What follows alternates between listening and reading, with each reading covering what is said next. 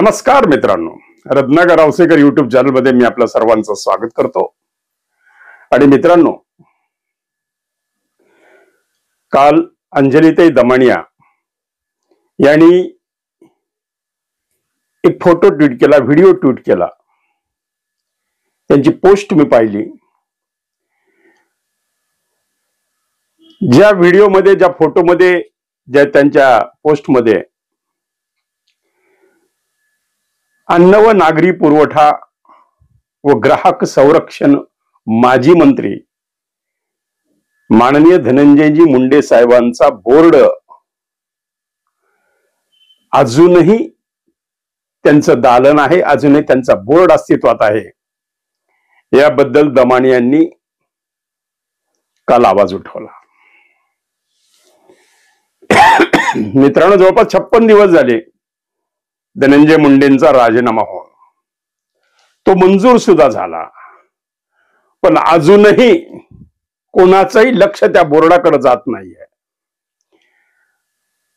का महाराष्ट्राला संकेत द्यायचे का पुन्हा धनंजय मुंडे मंत्री होणार आहेत, पुन्हा त्यांना त्या पदावर विराजमान करायचं आहे, असा संदेश द्यायचा आहे का? हाही प्रश्न आता निर्माण झालेला आहे। खरं म्हणजे मित्रांनो,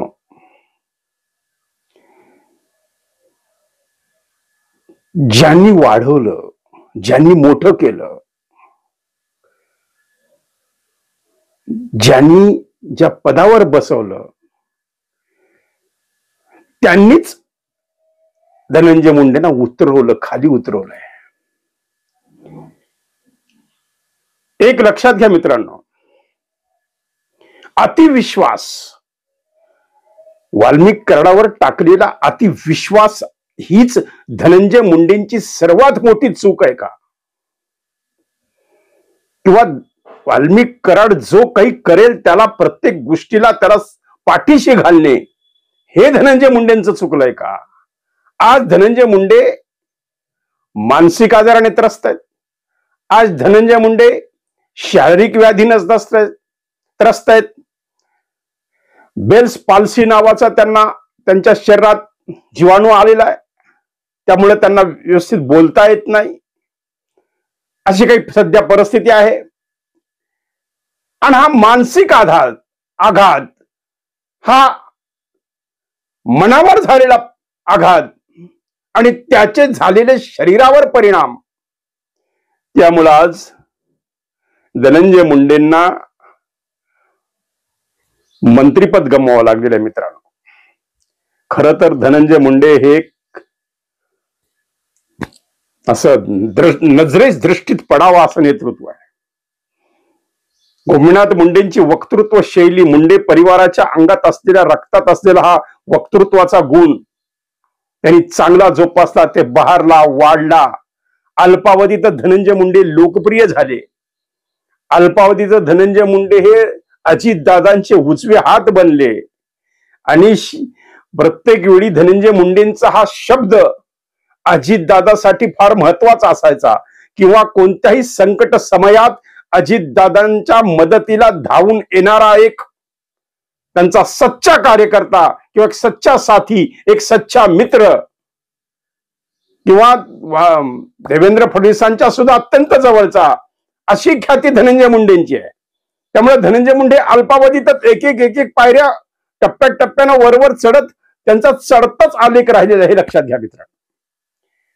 आणि आज ज्या परिस्थितीमध्ये धनुभाऊ आहेत, आज ज्या परिस्थितीमध्ये धनंजय मुंडे आहेत मित्रांनो, याला एकमेव जबाबदार ते स्वतःच आहेत, की त्यांनी स्वतःच नको तेवढी मोकळीक, एक फ्रीडम, एक स्वातंत्र्य, अधिकाऱ्यावर फोर करून त्यांना कामं करून घेण्याचं स्वातंत्र्य जर वाल्मिकला कोणी दिलं असेल ते धनंजय मुंडेंनी दिलेलं मित्रांनो। आणि त्याची फळं धनंजय मुंडे आज भोगतायत। मित्रांनो, अति तिथं माती आहे। एक गोष्ट लक्षात घ्या की वाल्मिक कराड कोण? गोपीनाथराव मुंडेंच्या घरी घरगडी म्हणून कामाला आलेला मित्रांनो। असं सांगण्यात येतं की फुलचंद कराडांनी त्यांना त्यांची त्यांच्या घरी आणून बसवलं की मुंडे साहेब हा एक काय चांगला पोरगा, ह्याला घ्या हाताखाली, ह्याला वाढवा मोठं. मग गोपीनाथराव मुंडेंच्या घरचे अक्षरशः म्हणजे एक त्यांच्या घरातला सदस्य असल्याचा विश्वास जर कोणी संपादन केला होता तो वाल्मिक कराडांनी केला होता. एका प्रकरणामध्ये वाल्मिक कराडांच्या पायाला गोळी सुद्धा लागली होती की जेव्हापासून गोपीनाथराव मुंडेंच्या तो अत्यंत जीवाचा जवळचा बंदा आणि एक अतिविश्वासू घरातला माणूस म्हणून त्याला जवळ केलं होतं गोपीनाथराव मुंडेंनी. आणि गोपीनाथराव मुंडेंच्या जवळचा माणूस माझ्या जवळ येतोय याचा आनंद पंडितांना आणि याचा आनंद धनंजय मुंडेंना. म्हणून वाल्मिकला फ्रीडम दिलं. म्हणून वाल्मिकच्या हातामध्ये मंत्रीपद आल्यानंतर जी काही सूत्र असतात जिल्ह्याची ती सूत्र दिली. मग ते विकास कामाचे असेल, राखेच्या टेंडर असेल, मग ते व्यवसाय असतील, मग ते अनेक व्यवसायात भागीदारी असेल, मग कित्येक ठिकाणी प्रॉपर्टी असेल. पण मित्रांनो, याच वाल्मिक कराडामुळेच धनंजय मुंडेंना आज मंत्रीपद गमावं लागलंय. आणि म्हणून मी माझं आज टायटल घेतलंय की दमानिया नाश्ता करू देत नाही, करुणा जेवू देत नाही आणि वाल्मिक झोपू देत नाही. दमानियाताईंना काल अशी शंका आली की जे काही ईडीचं कार्यालय जळलं का जाळलं या बाबतीत सुद्धा दमानियांनी शंका व्यक्त केलेली आहे. याच्यात कोणाकोणाच्या फायली जळाल्यात, याच्यात कोणते कोणते आरोप गेलेले आहेत, आरोपांची राख रांगोळी झालेली आहे, त्याचे काही डिजिटल एव्हिडन्स आहेत का, त्याचं काही स्क्रीनिंग केलेलं आहे का, हे सगळे डॉक्युमेंट्स आता पुन्हा उपलब्ध होतील का, का खरंच तिथं काही आरोपांच्या फायली जळाल्या, का रद्दी जळाली, का अजून दुसरं पडलेलं असे बाकडे स्टूल हे जळालं. हे काय जळालं हे माहित नाही, पण काहीतरी जळालं ते दमानियांना कळालं आणि दमानियांना विषय मिळालं. दमानिया पुन्हा बोलल्या. मित्रांनो, दमानिया बोलल्या की लगेच मीडियावाले आमचे कॅमेरे घेऊन तयारच असतात. ही ताई काय बोलले की म्हणजे ह्यांना बातमी झाली. आणि पुन्हा काल दिवसभर टीव्ही मध्ये तेच चालू झालं. ईडीचं कार्यालय जळालं का जाळलं, ईडीचं कार्यालय जळालं का जाळलं. मित्रांनो, एक लक्षात घ्या की दमानियाताईचे आरोप अनेकांना भोवलेले आहेत, अनेकांना मंत्रिपदावरून बाहेर व्हावं लागलेलं आहे, अनेकांचं राजकीय अस्तित्व धोक्यात आलेलं आहे. आता दमानियाताईचं टार्गेट हे धनंजय मुंडे आहेत.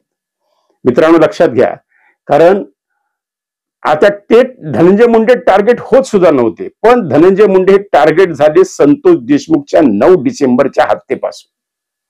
ज्यावेळेस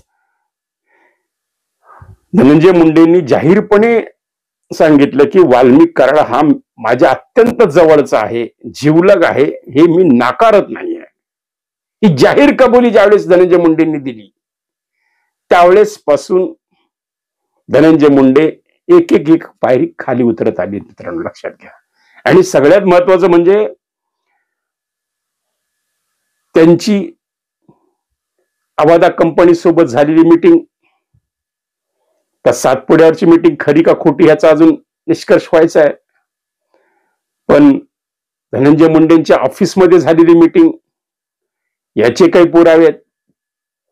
आता फक्त धनंजय मुंडेंना भीती एकच असेल मित्रांनो की कुठे वाल्मिक कराड जर दोषी सिद्ध झाला, जर वाल्मिक कराड तर आता सिद्ध तर झालेलाच आहे, म्हणजे तो नंबर 1 चा आरोपी म्हणून हे जाहीर केलेलंच आहे, पण आता त्यानं माझी या खटल्यातून मुक्तता करावी म्हणून सुद्धा अर्ज केलेला आहे. याच्यावर आता 7 मेला काय काय सुनावणी होती यावर बरंच काही पुढचं अवलंबून आहे. पण शक्यतो एक असा अंदाज आहे की वाल्मिक कराड हा सुटणे अवघड आहे. कारण प्रत्येकाच्या फोन कॉल रेकॉर्ड मध्ये वाल्मिक कराडाचा उल्लेख आलेला आहे, वाल्मिक अण्णांनी पाठवलेला आहे, वाल्मिक अण्णांचा निरोप आहे. त्या अवादा कंपनीच्या अधिकाऱ्यांना धमकी देताना त्यांनी केलेला वाल्मिक अण्णाचा उल्लेख आहे. किंवा विष्णू चाटेनं 7 डिसेंबरच्या रात्री झालेल्या मीटिंग मध्ये वाल्मिक अण्णाचा निरोप आहे की आज जो आडवा येईल त्याला आडवं करा. हे प्रत्येक ठिकाणी वाल्मिकांना हा शब्द आलेलाच आहे. म्हणजे वाल्मिक कराडाचा इन्व्हॉल्वमेंट हा दूर जाईल असं मला वाटत नाही. वाल्मिक कराड हा प्रत्येक ठिकाणी अडकलेला आहे मित्रांनो, हे लक्षात घ्या. त्यामुळे वाल्मिक कराडांना जामीन मिळणारच नाही असा एक अंदाज आहे. वाल्मिक कराडांनी प्रयत्न करणं हे साहजिक आहे, त्यांच्या वकिलांनी प्रयत्न करणं हे साहजिक आहे. हे लोकशाहीतला अधिकार आहे ते बजावत आहेत, ते करते, त्यांचं काम करतायत. पण जर असं प्रथमदर्शनी जर पाहिलं तर वाल्मिक कराडांची इन्व्हॉल्वमेंट कारण वाल्मिक कराडांचा व्हिडिओ इन्व्हॉल्वमेंट आहे. विष्णू चाटेच्या कार्यालयात झालेल्या मिटिंगच्या वेळेस हे सगळे आंधळे घुले हे सगळे सापडलेले त्या व्हिडिओमध्ये. त्यामुळे याच्यातून वाल्मिक कराडांची सुटका होईल इतक्या सहजासहजी असं वाटत नाहीये. मग कदाचित जर वाल्मिक कराडाचा जर चार्जशीट दाखल झाली, वाल्मिक कराडाचं नाव त्याच्यामध्ये जर वाल्मिक कराडाने तोंड उघडलं आणि त्या तोंड उघडण्यामध्ये जर धनंजय मुंडेंचं नाव आलं तर मात्र धनंजय मुंडेंची आमदारकी सुद्धा जाऊ शकते मित्र. त्या चिंतेनं सुद्धा ग्रस्त असतील धनंजय मुंडे. दुसरी गोष्ट, करुणा मुंडेंचं हे कौटुंबिक प्रकरण, मीच त्यांची पहिली पत्नी. करुणा मुंडेंनी दाखल केलेलं हे कौटुंबिक कलहाचं प्रकरण, त्यांनी दाखल केलेले कोर्टामध्ये त्यांच्या बाप विरोधात अर्ज, या सगळ्या गोष्टीमुळे धनंजय मुंडेवर परिणाम होत आहेत. तर त्यामुळं त्यांचं मी जे बोललो तुम्हाला की धनंजय मुंडेंना सकाळी दमण्यात आहे, नाश्ता करू देत नाहीत, दुपारी करुणा मुंडे जेवू देत नाहीत आणि वाल्मिक कराड झोपू देत नाहीत. आणि यामध्ये धनंजय मुंडे हे त्रस्त झालेले आहेत. आणि मित्रांनो, यामधून त्यांना शारीरिक व्याधी, एक बाबासाहेब पाटील सहकार मंत्री यांनी सुद्धा जाहीरपणे सांगितलेले की त्यांना काय काय झालेलं आहे, याची वाच्यता आपण करायची गरज आहे. पण मित्रांनो, मला एवढं असं वाटतंय की हे पोचलं कोणी, हे वाढवलं कोणी, एवढं फ्रीडम दिलं कोणी, त्याची सजा धनंजय मुंडेंना मिळते का? आणि आता अंजलीताई दमाणे यांनी जो काढलेला विषय आहे की अजूनही त्यांचं दालन कुणासाठी सज्ज ठेवलेलं आहे मंत्रालयात, अजूनही त्यांच्या नावाची पाटी तिथं तशीच का आहे? एवढे दिवस झाले, जवळपास 2 महिने होत आले त्यांना मंत्रिपदाचा राजीनामा देऊन, आणि अजूनही ती पाटी तशीच आहे. त्यामुळं आता लवकरच सरकारला जाग येईल आणि ते पाटी बदलण्याचं ते कार्यक्रम करतील, त्याबाबतीत कोणती शंका घ्यायची गरज नाही. पण मित्रांनो, की ह्या ज्या छोट्या छोट्या गोष्टी आहेत, आज खरं म्हणलं तर धनंजय मुंडे हे प्रकरण राष्ट्रवादीला फार भागात पडतंय, म्हणजे अजितदादा राष्ट्रवादीला. आणि दुसरी गोष्ट, सर्वात महत्वाचं म्हणजे याचे सर्वात मोठे जर विपरीत परिणाम जर कोणावर झाले असले तर स्वतः धनंजय मुंडेंवर झालेले मित्रांनो. आता याच्यात वाल्मिक कराड चार्जशीट दाखल झाल्यानंतर काय काय आरोप बाहेर काढतील किंवा काय काय गुपितं बाहेर काढतील. आता दुसरी गोष्ट आलेली समोर की वाल्मिक कराडांची VIP ट्रीटमेंट, त्यांना पॅनिक अटॅक आलाय म्हणे. पॅनिक अटॅक म्हणजे मानसिक आजार, की धास्ती, भीती, छाती धडधड, काय घाम सुटणे, हे सगळे पॅनिक अटॅक म्हणजे घाबरगुंडी उडाली का वाल्मिक कराडांची. आणि सर्वात महत्वाचं म्हणजे वाल्मिक कराडाला VIP ट्रीटमेंट मिळतीये अशी चर्चा सुरू आहे. कारण एकाच दिवशी एक जेलर प्रमुख, एक अधिकारी आणि एक लेडीज कॉन्स्टेबल हे दोघंही निलंबित झालेले आहेत. यामागचं गुपित काय? जर असं एकाच दिवशी घडत असेल तर माग 3 महिन्यापासून तिथं काय चालू आहे याची कल्पना सरकारला नाहीये का? याची कल्पना गृह खात्याला नाहीये का? मित्रांनो, हाही मुद्दा आता उपस्थित झालेला आहे. खरं म्हणलं तर ह्या सगळ्या, कारण आजकाल व्हिडिओ कॉन्फरन्सिंग एवढी प्रबळ झाली, एवढं सशक्त यंत्रणा आता निर्माण झालेली आहे की आता समोरासमोर येण्याची सुद्धा गरज नाही. समजा त्याला अर्थर रोड मध्ये जरी वाल्मिक कराडात ठेवलं किंवा हर्सुलला ठेवलं, अजून कुठेतरी पुण्याला ठेवलं, येरवड्याला कुठे जरी लांब ठेवलं तरी त्याची सुनावणी होऊ शकते. सगळ्यांना बाकीच्या, आता कासलेला सुद्धा तिथून हलवलंय म्हणे, हर्सुलला नेलंय म्हणे, का तर कासलेला वाल्मिक कराडापासून धोका आहे. म्हणजे वाल्मिक कराडांचा धोका हा जेलमध्ये सुद्धा आहे, म्हणजे वाल्मिक कराडाचं प्रस्थ हे जेलमध्ये सुद्धा आहे. मग असं हे जेलमध्ये का वातावरण आहे की जेणेकरून वाल्मिक कराडला नाही हलवलं पण बाकी सगळ्यांना हलवलं. मधल्या एका प्रकरणामध्ये मित्रांनो, एका प्रकरणामध्ये दुसऱ्यांना त्या ठिकाणी तिथून हलवलं.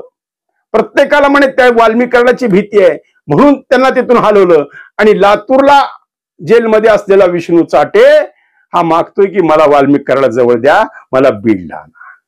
कारण आता दोघांचं एवढी प्रेम आणि एकमेकाबद्दल माया उतू चाललेली आहे की आता दोघांना भेटा वाटायले, गळ्याला गळ्या मिळून हुंदके द्यावं वाटतायत. प्रेम साहजिक आहे, मैत्री आहे मित्रांनो, लक्षात ठेवा. आणि हे मैत्री प्रेम जागा होणं काही वाईट नाही. त्यामुळे आता त्यावर सरकार काय निर्णय घेत आहे हे 7 मेला कळणार आहे मित्रांनो. वाल्मिकांनी डिस्चार्ज ऍप्लिकेशन जे केले ते डिस्चार्ज ऍप्लिकेशन वर सुद्धा निर्णय 7 तारखेला. आता खरं म्हणजे सत्व परीक्षा मी पुन्हा पुन्हा सांगतो की उज्ज्वल निकमांची, ऍडव्होकेट उज्ज्वल निकम काय पद्धतीने हे प्रकरण हाताळतात, कशा पद्धतीने त्यांच्यावर चार्जशीट दाखल व्हायला भाग पाडतात आणि कशा पद्धतीने तेच नंबर 1चे आरोपी हे सिद्ध करतात, ही कसब आता उज्ज्वल निकमांची. त्यामुळे आता उज्ज्वल निकम काय करतात यावर बऱ्याचशा गोष्टी अवलंबून आहेत. का काही विपरीत घडू शकते का, खरंच वाल्मिक कराडला आणि विष्णू चाटेला जामीन मिळू शकतो का, त्यांचं डिस्चार्ज का त्यांचं नावच त्या यादीमधून गायब होऊ शकतं का, फक्त सुरुवात सुदर्शन घुलेपासून होऊ शकते की ह्यांच्यात काही आमचा संबंध त्यांनी मारले, आमचा काय संबंध, असं होऊ शकतं. हे काही होऊ शकतं. तर हे काही न होण्यासाठी आता उज्ज्वल निकम काय करतात यावर बरंचसं गणित अवलंबून आहे की आता ह्या पुढे काय होणार. त्यामुळे याचा धनंजय देशमुखांनी जो वारंवार मुद्दा उचललेला आहे की या प्रकरणातले जेवढे काही आरोपी त्यांना प्रत्येकाला वेगवेगळ्या जेलमध्ये ठेवा. मनात आणलं तर गृहमंत्री एका मिनिटात आदेश देऊ शकतात की याला इकडे हलवा, त्याला तिकडे हलवा, त्याला तिकडे हलवा, 5 जणांना 5 जेलमध्ये पाठवून द्या, विषय संपला. म्हणजे हे कमीत कमी आता जेवढे काही अधिकारी ते राहिले ते तरी वाचतील, तर त्यांना सुद्धा निलंबित व्हायची पाळी येईल या प्रकरणामध्ये. कारण त्यांना मिळत असलेली व्हीआयपी सुरक्षा, त्यांना मिळत असलेलं जेवण, त्यांना मिळत असलेलं त्या ठिकाणी सोयी सुविधा, मुबलक त्यांना मोबाईल, ह्या सगळ्या गोष्टी जर तिथं मिळत असतील तर ही गोष्ट गृहमंत्रालयासाठी फडणवीससाठी डोकेदुखी ठरू शकते. आणि म्हणून जर वारंवार संतोष देशमुखचे बंधू धनंजय देशमुख हे वारंवार विनंती करतायत, हे वारंवार अर्ज करतायत की त्यांना एका ठिकाणी ठेवू नका. अंजली ते तर सांगतात की त्यांना अर्थ रोड मध्येच पाठवा वाल्मिक कराडना. कारण वाल्मिक कराडांचा बीड प्रशासनावर असलेला दबाव, वाल्मिक कराडांच्या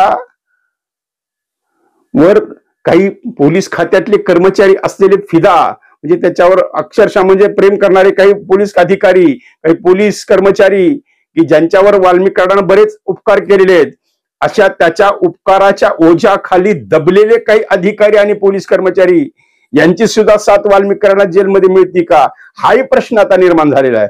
त्यामुळे या सगळ्यावर धनंजय देशमुखांनी सांगितलेलं आहे की या सर्वांना वेगवेगळ्या ठिकाणी ठेवा, म्हणजे हा प्रश्न पुन्हा निर्माण होणार नाही. हा झाला प्रश्न मित्रांनो त्यांच्या वाल्मिक कराडांच्या डिस्चार्ज अर्जावरचा. आणि त्यांना आता 7 तारखेला कळेल की त्यांना जामीन मिळतेय का, त्यांना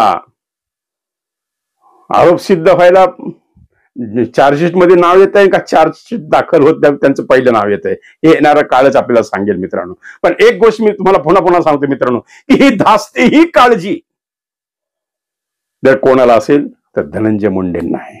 म्हणून मी वारंवार तेच बोलतोय की दमाणीताई आरोप करतायत, इकडून करुणा मुंडे आरोप करतायत, इकडून वाल्मिक कराडामुळं मैं बदनाम हो गया, असं बदनामीचा डाग जर कोणाला पडला असेल तर धनंजय मुंडे पडलेला आहे मित्रांनो, लक्षात ठेवा. या मित्र वारंवार म्हणतो की या महाराष्ट्राच्या माझ्या 40 वर्षाच्या मी पाहिल्या राजकीय या माझ्या प्रवासामध्ये सर्वात जास्त मैं बदनाम अगर कोण हो गया तर त्याचं नाव आहे धनंजय मुंडे मित्रांनो.